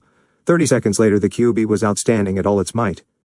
Naruto was thankful for the seal around the training ground, or everybody would have felt the Kyuubi chakra and then seen it standing there. The paralysis seal wore off, and Naruto was in pain all over his body. Ah, it's good to be free. Now for my 2 gifts, the first is you may have noticed the seal still in place now, within that I've left all but 1% of my chakra in there for you to use. But I would recommend not touching it yet. In order for you to use it, you must separate the hated within the chakra. When you separate it, you need to lock it back up and let it regenerate before you can take the rest. Once you separate it, you will gain a chakra cloak that is a yellowish-orange color. When you do that, you will be faster than you can ever imagine and will be able to use the tailed beast bomb. But I would have to train you for that. You will also be able to create chakra arms. However, once the chakra regenerates that you resealed, you should go and absorb that as well, and everything I just described to you will be enhanced by 100%. Now on to the second gift. I left you the same healing ability that I have, which will be able to get passed down to your kits if you have some. Now your third and final gift from me will be this. A scroll almost the same height as Naruto appeared before him. What is this? He asks. This is the fox summoning contract. I've been keeping any eye on you from both inside and outside the seal with my little helpers. The Kiyomi motions to the 3 foxes coming out of the forest that Naruto always played with. One was all black with a red patch on its chest. The second one had the orange fur, but its paws were covered in white fur, and the tips of its 3 tails were white as well. And the final one, the one that always climbed into Naruto's lap to sleep, was still small enough to sleep in his lap and had red fur with a white patch on its chest, and its eyes were silver. These are 3 summons that I had watched you and saw your progress, although I gave you my respect and found you worthy of knowing my name. It is up to them if they find you worthy of the fox contract. So do you 3 find him worthy of signing the fox contract? After 3 nods of the heads, the scroll unrolls, and the Kyuubi tells Naruto to prick his fingers and sign with blood and make sure he has blood on all of his fingertips and make his handprint. Naruto does as told, and the scroll then disappears. So now what? He asks. Now you must try to summon the boss of the foxes. Your chakra should be replenished by now to do it. The Kyuubi says. Naruto nods, pricks his thumb, and goes through hand signs. Summoning jutsu. Nothing happens. Naruto's eye twitches and he tries 3 more times. What the fuck am I doing wrong? He yells. Meanwhile the foxes, including the smallest one, is laughing at him. Oh, you're not doing anything wrong, I'm already here, the Kyuubi says, causing the foxes to laugh even harder. Naruto's eyes begin to twitch at dangerous level, making him look like he should be locked in a cell. Okay, enough of the jokes. The foxes that are currently with you don't talk, however the smallest one will be able to talk as she grows a little bit more. She will become your personal summons, however you must name her. The other 2 are both messenger foxes, however the black fox prefers to work at night while the orange fox prefers to work during the day. Now Kurama, the strongest of the tailed beasts and boss of the fox, summons, hereby welcoming Naruto Uchiha as the first person worthy of signing the fox contract. Now name your personal summon so she may return home, Kurama says. Naruto thinks of a name and finally decides. He looks at the fox kid who is staring at him waiting for a name. Scarlet will be her name, Naruto says, getting a happy yip from the fox who starts to run around Naruto. While this is going on, Kurama notices the same small lizard creature with wings that was watching Naruto before. It makes eye contact with Kurama, before looking at Naruto and back to Kurama, as if asking a question without speaking.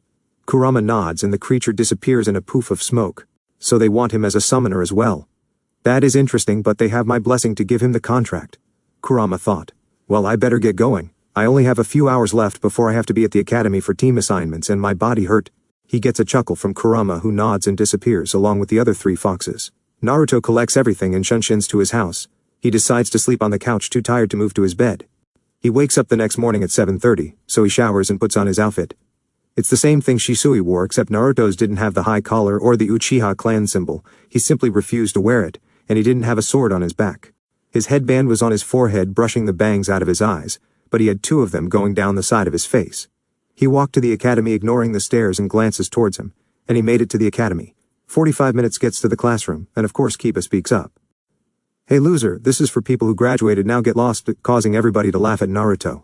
Yeah, Naruto baka, you failed yesterday. Only 1 Uchiha passed and the best one a T that's so leave, said the pink-haired Sakura. Yeah, Naruto, are you that dumb to forget that only people with a headband are allowed? I know your mother did something dumb, but that doesn't mean you should follow in her footsteps, yelled the blonde, Ino, causing the other kids to laugh even harder. Before Iruka could respond, Naruto spoke in a calm voice that reminded Sasuke of his brother, which pissed him off. You idiots clearly didn't learn from the last time somebody insulted my mother. I guess Kiba wasn't much of an example when he was put into the hospital by 1 punch, so clearly I need to make another example out of somebody, preferably you, Ino. Perhaps you would like to be sent to the hospital by Iruka-sensei. Next. How about it? What about you, Sakura? You're a ninja now, although a pathetic one. You're even weaker than you were when you came into the academy. You and Ino are both at the same skill level that can barely be considered academy level. For your information, I passed yesterday, just didn't put my headband on. Now shut the fuck up, you good-for-nothing fangirls, and Kiba, stop acting tough or ill. Simply tell your mom and sister, let's see if you act like this around them. He turns to Iruka. Sorry I'm late, Iruka-sensei. It's okay, mind telling me why you were late? He knew why he was late, but he had to act like he didn't. Yes, I was getting some last-minute training last night and overdid it. My body is still sore, he says, and gets a nod from Iruka. However, Ino and Sakura decided to speak, but each were interrupted by a kunai landing as it was near their heads. Shut up, Naruto said with a cold glare. Okay, yes, as you've heard, Naruto did in fact pass yesterday. Why he didn't put his headband on, I don't know. Now before the teams are assigned I have to announce Rookie of the Year, Kunoichi of the Year and the dead last. Rookie of the Year is Sasuke Uchiha. Immediately squeals and cheers were heard from his fangirls. Kunoichi of the Year belongs to Sakura Haruno, she screams. I don't know why you're happy you only got it because the academics and your mother fucking some of the teachers to boost your physical grades. The real Kunoichi of the Year should be Hinata, Naruto says. Shut up you baka. I'm better than her, she screams at Naruto. That's enough Naruto. Sakura is Kunoichi of the Year and that's final, even if what you said is true. He mumbled that last part under his breath but Naruto heard him and smirked at Iruka, who smirked back at him. Now dead last belongs to Kiba Inuzuka, he said. How am I the dead last? That loser slept through basically every single lesson, he said pointing at Naruto. Yes, Naruto did sleep through the lessons, however all his grades were higher than yours. In fact, I don't even think he was trying. And he finished first in all the physical tests. However, his written test scores kept him in the middle of the class, he said. Now Team 1. Teams 1 through 6 are pointless. Team 7, Sasuke Uchiha, Sakura Haruno, and he was cut off by Sakura yelling. Yes, take that Ino pig, true love prevails. Sakura shut up. Now as I was saying Team 7, Sasuke Uchiha, Sakura Haruno and Naruto Uchiha. Your squad leader is, he finishes and looked at Naruto whose eye was twitching. What the fuck Gigi I had stayed in the middle to avoid being on a team with them. Okay, you want to put me on their team, alright fine GET ready for a whole lot of paperwork he thought to himself before he started chuckling like a madman, and somehow lightning started to appear and crackle behind him scaring everybody near him causing them to back away except Shikamaru and Choji, who was used to it and knew what was coming. Meanwhile all the jonin waiting for the teams to finish being named, all looked at Hiruzen who was crying saying sorry over and over again. Pops you alright? Asked a beard jonin his Sumasuma Sarutobi. No I'm not okay. Would one of you mind being my stand-in for tomorrow? He asked and they all shook, their head making him cry some more. Back with Iruka after Naruto finally calmed down he continued. Team 8 is Shino Aburame, Hinata Hyuga and Kiba. Team 9 is still in rotation so Team 10, Ino Yamanaka, Shikamaru Nara, and Choji Akamichi. Oh, why do I have to get stuck with fatty and lazy bones? Ino said. I'm not fat, Choji yells and would have done something if Shikamaru didn't hold him down with his shadow possession. Inwardly he was thinking what Ino's problem was out of everybody she should know better than to call Choji fat. Don't worry Choji, she isn't much of a ninja and dresses like a prostitute anyway. I'm sure if you get the urge to have some release she would spread her legs for you. Of course you would have to pay since the only person she would open her legs for free is her precious Sasuke over there, so just make sure you use protection, we don't need any more of her kind running around. Same goes for you Shikamaru, if you pay her enough she might let you both in at the same time. Naruto said, sticking up for his friend made Ino cry. Naruto that's enough, it wasn't called for. Haruka said. Neither was her calling Choji fat and Shikamaru lazy yet she still did it. I was only sticking up for my friend. Now tell us who our Jonin sensei will be, I have to go check on Anko ni. He said pissed off. Oh. Right Team 7, Jonin sensei is Kakashi Hatake, Team 8 Kurenai Yuhi. Team 10 is Under Asuma will be here at 12 to pick you up so you have the next 3 hours to yourself. He says Naruto just shunshins out of there, surprising everybody in the classroom that he could do that. Naruto arrives at Anko's house and uses his key to enter her apartment. She gave him a key to check on her house when she was out on missions. He walks to her room and sees her still sleeping and can sense an Anbu who he recognizes as Cat in the room but in the shadows however, her chakra is fluctuating like she is pissed. He walks over to where he senses her at and stops but doesn't take his eyes off Anko. What happened? He asks. Some root Anbu tried to kill her but I killed 2 of them and 1 got away. Coincidentally I get a message from the Hokage stating that I have a 2-day mission and the amount of time Anko still needs to recover. Something is not right, the message had his official stamp on it. She says as she hands him the note he read is, and also gets curious, because as far as he knows the Hokage knew Anko needed some rest, he just didn't know why, and Naruto personally asked him to assign Yugao to watch over her. I'll be back. He shunshins to the Hokage office with the letter in hand. Yo Gigi, why did you assign Kat a mission if she was supposed to be on Anko guard duty for the next 3 days? He asked, showing him the letter. Naruto, I didn't assign her any mission, this is a fake letter. This mission was from last year and was completed by a squad of Jonin, he replies. Okay, I'll tell Kat once I go back to check on Anko. Another thing, can you tell Hayate to pack him and Kat some clothes to stay at Anko's house until she is better? He gets a nod in return and begins to leave, however he gets a mischievous grin on his face, scares the old man causing him to sweat a little bit. Naruto does one hand sign. Sexy jutsu. He transforms into a slender lady with long black hair tied into a ponytail, with breasts that are double D and wide hips complementing her shapely ass and long slender legs, much to the dismay of the old perverted Hokage smoke surrounding her upper and lower body parts, but it still causes him to pass out from a nosebleed. Naruto takes out a camera and takes pictures of him before he wakes up. Naruto, I am labeling that an A-rank Kenjutsu, never use it again, he says while wiping his nose. Well, you may want to add my harem and reverse harem jutsu to that scroll of yours as well. Label them S-ranked Kenjutsus. He says he gets a blank look from the Hokage. Shadow clone jutsu. Harem jutsu.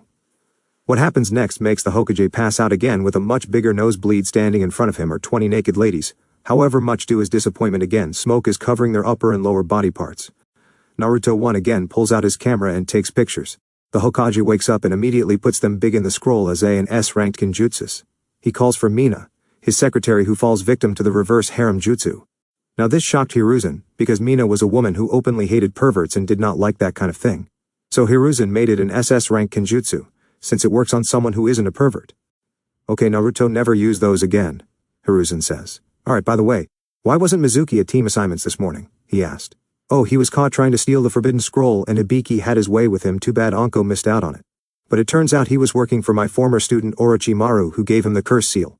He was going to take him the forbidden scroll to join his ranks, but he won't be doing anything since he was executed, Hiruzen said. Oh well, later, and don't forget about Hayate, he says and vanishes from the office back to Anko's house. The letter was a fake, but I asked him to send Hayate over later with some clothes for you two to stay here overnight with her for the next couple days until she wakes up. Oh yeah, I have these for Hayate. It's medical seals that won't get rid of his sickness, however it will stop the pain and his coughs as well. As he hands her about 100 seals. All he has to do is place them on his chest and the seal will instantly activate, but he has to change them once every month. He tells her before heading back to the academy. He returns to the classroom, seeing Kiba trying to talk up Hinata, who isn't paying attention to him. Shikamaru is sleeping, Choji is eating a bag of chips, Shino is sitting by himself quietly. He looks at Naruto and gives him a nod, who nods back. And then he finally sees Sasuke being hounded by his two most loyal fangirls who are arguing about who will marry him and have his babies. He shakes his head and sits next to Choji, who offers him a bag of chips. Even after what I said to her earlier, she still fawns over him. Oh well, it can't be helped. He says they wait for about 10 more minutes before the Jonin senseis arrive. The first 6 teams left. Then 5 minutes later Asuma and Kurenai arrive at the same time, pick up teams 8 and 10. However, Naruto notices Kurenai has a slight limp, and gives her a knowing smirk that he picked up from Anko. And in return Kurenai gives him a glare that basically tells him to shut up or die. He simply smiles at her and she leaves with her team, leaving him alone with Sasuke and Sakura, who is still pestering Sasuke about something. He falls asleep and wakes up 3 hours later when Kakashi decides to show up, and Sakura shouts, "You're late." My first impression is that you're all idiots. Meet me on the roof in 5 minutes. He disappears in a puff of smoke and they go to the roof. Now introduce yourselves, your likes, dislikes, and dreams. Kakashi says. Sensei, can you go first so we know it's done? Sakura says. Are you kidding me? She was supposed to be the Kunoichi of the year, Naruto thought. Oh okay, well my name is Kakashi Hatake. I have a few likes and some dislikes as well, my dreams for the future. Well, I don't feel like telling you. All he said was his name, Sakura thought. Okay, Pinky, you first, Kakashi says, pointing at Sakura. My name is Sakura Haruno. What I mean the person I like is... She looks at Sasuke and squeals. My dream for the future. She looks at Sasuke again, and blushes with a squeal. Okay, your dislikes, Kakashi asks. Naruto Baka and Ino Pig. Okay, you next, the brooding one. He points at Sasuke. My name is Sasuke Uchiha. I have no likes or dislikes. I don't have a dream because what I have I will make a reality, that is to restore my clan and destroy a certain someone, he says with a dark look on his face. Sasuke-kun is so cool, Sakura thought. Just as I expected, Kakashi thought. Dude, Itachi would kill you multiple times over before you would even blink, Naruto thought. Okay, last one, Kakashi said, uninterested in what he has to say. Unlike he was with Sasuke, something Naruto picked up on. My name's is Naruto. I like my precious people. I dislike child abusers, rapists, and pedophiles. My dream is to find somebody that was taken away from me as a child, become Hokage and start a family. He said, however, nobody was paying attention to him, but he didn't really care.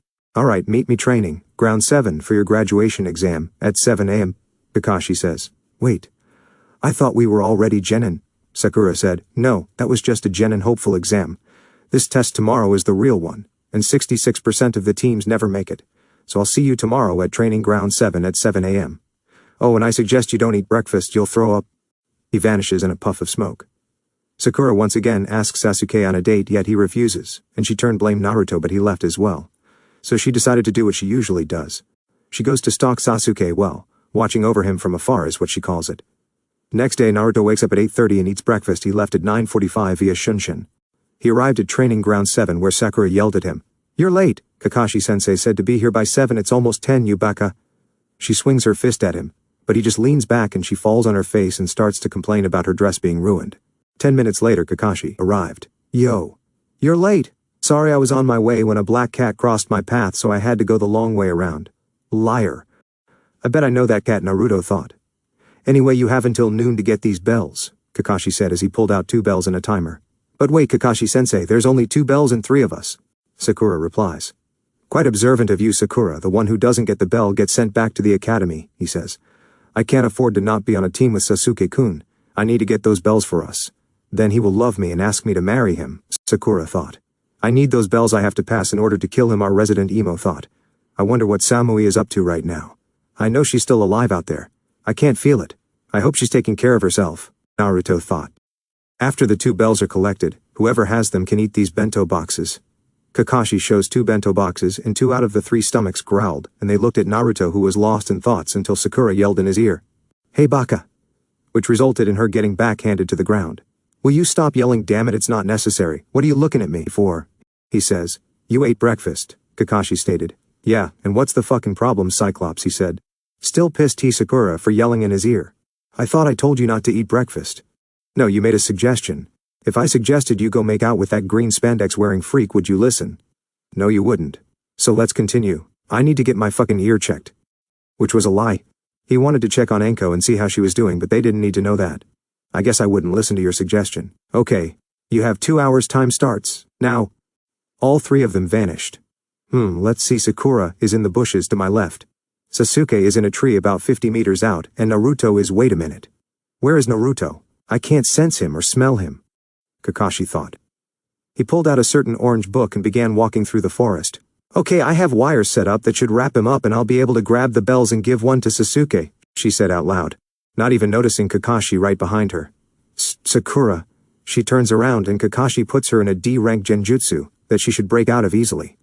Inside the genjutsu, Sakura is walking in the middle of the forest looking around. Sakura, she turns around and sees Sasuke, but he has multiple kunai stabbed in his back. Help me, Sasuke says, and collapses, and Sakura screams. Back in the real world, Sakura screams and passes out. Kakashi shakes his head at her, and leaves to find Sasuke and see what he can do. Sasuke is walking through the forest when he hears Sakura scream. Kakashi must have gotten to her already. Shinobi Battle Skill Lesson 2, the illusion skill. Sakura learned that in the academy and was said to be the best at breaking them. But I guess I was wrong. That won't work on me. I'm far better than her and Naruto. Say that after you get a bell, alright, Sasuke. Kakashi and Sasuke stand off before Sasuke throws some shuriken at him, which Kakashi dodged. Sasuke threw a kunai at a rope that Kakashi didn't see, and it released more kunai that shot out of the trap at Kakashi. Sasuke took the time Kakashi was focused on dodging, and appeared behind him going for a heel kick to the side of his head, which Kakashi blocked, and grabbed his ankle, so Sasuke tried a right hook to the face, which Kakashi blocked with his hand. Sasuke used this opening to throw an overhead kick with his right leg, causing Kakashi to drop Sasuke's fist to block the kick with his forearm. Sasuke, seeing this, reaches out and touches one of the bells before Kakashi jumps back. Sasuke beings going through hand signs, shocking Kakashi that he can use a jutsu. Fire style, fireball jutsu. He shoots out a ball of fire towards Kakashi, and after a few seconds releases the jutsu, and Kakashi and gone. He looks left, right and behind but doesn't see him. Earth style, headhunter jutsu. A hand comes out of the ground, pulls Sasuke into the ground, leaving his head visible. Shinobi skill number 3, ninjutsu. You were right or different than the others, but different doesn't mean better. With that, Kakashi walked away. Looking for Naruto, he finds him at the memorial stone criticizing the food he brought. I mean seriously, this food looks like it was taken straight out of a box. It's dry as hell and has no nutrients. Why not just give us a piece of cardboard to eat, Kakashi? And what is in this one chicken teriyaki? It looks like dog food on top of mush. Naruto says he closes the food and sees because Kakashi was behind him. What do you want? Naruto asks. You're in the middle of a test and you have 10 minutes left and you haven't even tried to get a bell, Kakashi states. Oh, okay, well, can I have a bell? No. Oh, well, I tried. Naruto, you need to actually try. Why? This whole test is farce. We both know the elders in council pressured you into taking a team with Sasuke, so you can train him to use his sharingan when he unlocks it, and you aren't a Sannin, so you can't take an apprentice, so even if we fail, the council will reverse the decision somehow, and pass us by the A. I did help. I released Sakura from that pathetic genjutsu you put her now. I believe the test is about over with, and I will let you tie me to the post. A couple minutes later, they are all sitting down while Naruto is tied to the post. Kakashi tells them they all fail because they couldn't look underneath, and says the actual goal of the test was teamwork. Sasuke attacks Kakashi, but Kakashi moves faster than he can see and pins him to the ground. You are all little kids, you wouldn't last long in the shinobi world. For instance, Sakura kill Naruto, or Sasuke dies, he says, putting a kunai on his neck. Sakura freezes up, and Kakashi gets off Sasuke, and tells them about the memorial stone having the names written off all or most shinobi who have died in battle, or protecting the Leaf Village in some kind of way. Now I will give you all a second chance. Sasuke Sakura, you can have a bento box, but Naruto doesn't get any. With that he vanishes. But Naruto can sense him in the trees in front of them. Sasuke and Sakura have an internal debate if they should feed Naruto. In the end, Sasuke offers Naruto some food, and Sakura, wanting to impress Sasuke, does the same. Kakashi appears angrily. I thought I said you couldn't feed Naruto any food. You disobeyed my orders. Do you have anything to say for yourselves? We're a team, and we need him to be at full strength to take you on, so if it means failing, then so be it, Sasuke said. Yeah, we're a team, and we stick together. You fail one of us. You fail all of us. Naruto nods while inwardly waiting for this to be over. Well, if the case, then you all pass, Kakashi says, confusing Sakura and Sasuke. You pass. Remember these words, those who abandon their mission are scum. However, those who abandon their comrades are worse than scum. With that, he left to report his team passing. Sasuke left and Sakura followed him. Naruto activated his Mangekyou to Kamui out of the rope he left to begin training. Kakashi arrived as soon as the Jonin for Team 6 failed his team. Team 7 passed, he said. Everyone looked at him. Explain, was all Hiruzen said. Well, Sakura's pathetic. She couldn't break out of a D-rank genjutsu, and was more worried about Sasuke than anything. Sasuke is at a high genin level. Maybe low chunin. He actually forced me to try a tad bit and managed to touch one of the bells. Naruto, on the other hand, didn't even try. I mean, he asked for a bell and I told him no, and he didn't care. He actually spent most of the time criticizing my food, saying he might as well eat cardboard. That causes Kurenai to start laughing. What's so funny? Of course Naruto would criticize your food he was taught to cook by the Ichirakus, and we all know how seriously they take food preparation. I've actually had some of Naruto's food before at Ichirakus. It's actually really good, she says, and everybody nods at that explanation. They all knew how the Ichirakus were when it came to food. They were almost as bad as in Akamichi. Team 8 passed as well. Hokage Samashino was the leader who came up with a plan of him trapping me with his bugs, and Hinata close my Tenketsu points, and Kiba give the finishing blow, although Kiba tried to protest with a plan that made absolutely no sense until Hinata agreed with Shino's plan, and Kiba reluctantly agreed. Shino is around the same level as Sasuke, however he relies on his bugs too much, and would be a sitting duck in a taijutsu fight, so I would have to fix that. Hinata should be mid-chunin for how long she has been training in taijutsu by the clan head, but her confidence issues puts her around mid-genin. And Kiba is high genin low chunin. He is just a horny little boy who hits on any female moving. I would need to fix that as well, Kurenai said. Team 10 passes. I know is just like Sakura, which baffles me since she is the heir to the Yamanaka clan. However, Choji and Shikamaru are both high genin level, Asuma says. Alright, you are dismissed and good luck. Hiruzen said. All Jonin left the office, leaving him with his book until Mina walked in with a smile and 6 stacks of paperwork on a cart behind her. The Hokage starts to cry and wishes he never retook the seat. Meanwhile, Naruto stopped at Ichirakus and talked to them for about 20 minutes while eating some ramen before getting the Anko special for takeout, which included 20 sticks of dango and an extra large bowl of red bean soup with a bottle of sake on the side. He pays and says goodbye and starts to make his way to Anko's apartment when feels a chakra signature following him, so he goes into an alley and suppresses his chakra and jumps to the roof. To his surprise, it's Hinata that is following him and looks confused that he disappeared from her sight. You've got to be kidding me. I have a fangirl and she actually stalks me. Sheesh, this reminds of Sakura and Ino stalking Sasuke, he thought as he watched her leave. He shuns to Anko's apartment. He unlocks the door and to his shock and surprise Kurenai is there as well as Hana, Iruka and Hiruzen with Yugao in her normal clothes. However, what gets him is Anko is awake and on the couch with them. She sees Naruto and rushes to him and grabs in bone-crushing hug, thanking him over and over again. Hiruzen decides to speak up. Okay, what's going on? Why did you need us all here, Anko? Why are you here, Gigi? Don't you have paperwork to do? Naruto asks. I'm just a shadow clone. The original me is still at the office. Once I disperse, he will get my memories, the clone said.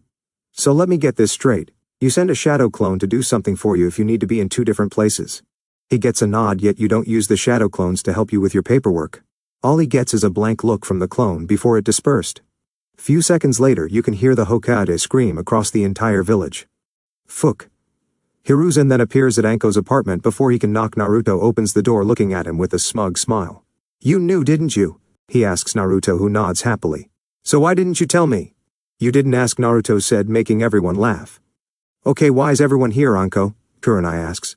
Well, first things first, I have a boyfriend, she says, and kisses Iruka on the lips. Kurenai, Yugao, and Hana squeals happily for their friend. Now the actual reason is this, look. She puts her hair up in her high ponytail and pulls down her shirt by her left shoulder. Everybody minus Iruka and Naruto wonder what's so special about the shoulder. I don't get what's so great about your shoulder that you had to call us all over here, Hana asked. What's missing from my shoulder? Yugao notices and says no way but how. How what? Yugao Kurenai asks. Her cursed seal is gone, Yugao says, shocking everyone. Anko then explains what happened 2 nights ago about her meeting up with Iruka because of Naruto and the removal of the cursed seal she was done. She looks at Naruto and notices he has a takeout bag. What's in the bag, Naru-chan? Your lunch? Nope, this is one Anko special from Ichiraku Ramen, 20 sticks of dango, an extra large bowl of red bean soup and 1 bottle of sake, he says, handing it to her, and she eats like it's not tomorrow. After hanging around a few more hours, Naruto and everyone get ready to leave. As Kurenai leaves, Naruto calls out to her. Yes, Naruto, can I help you? Yes, can you tell Hinata to stop stalking me around the village? It's getting out of hand. I caught her today by going into an alley, jumped to the roof and suppressed my chakra so her Byakugan couldn't find me. I've told her before I don't like her like that, and it's annoying at this point. I'll talk to her, Naruto. She said she liked you, so I told her to give it a shot and talk to you. I never knew you told her you didn't like her. I guess she thought you were joking, but I'll talk to her tomorrow. Thank you, and tell Asuma I said hey. And use protection, alright. He disappears as soon as he says that because kunai flew right when his head would have been. And guys, this is the end. I hope you guys enjoyed well. Until next time, peace.